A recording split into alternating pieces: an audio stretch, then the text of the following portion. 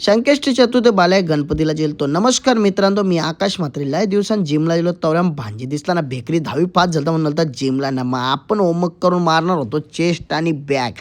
सुरुवात केली ना मग पोचलो आपण लोडान आपल्या धाब्याचा सामान आणला. ताण लागलं मग पिला आपण रिव्हर पडला नारळ पाणी. धाब्यावर सामान ठेवला तवऱ्यान चॅलेंज येत होता स्मिथ. मग स्मिथला बसवलं ना गेलो नाक्यावर दारी करायला बसलो. बघ कशी केली दारी बरोबर गेले ना. मग घरा आलो ना मग तन्मयला ना मोहितला घेऊन चाललेलो दर्शनाला. तवऱ्यान खिरकालीच्या आड्या बोलतो शर्यत्या होत्या.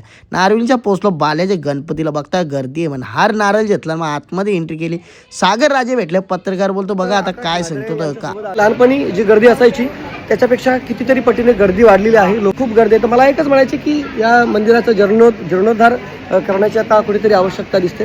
गणपती बाबा दर्शन झालं. सागर राजे होतं गणपती मंदिर मोठा बनला पाहिजे. तवऱ्यान आशिष दादाची पहिली संकष्टी होती. जोराने पाया पडला होता. तवऱ्यान भेटला सॅमी ना. मग आपण निघलो घरच्या रस्त्याला. घरा आलो जेवलो मग झोपलो.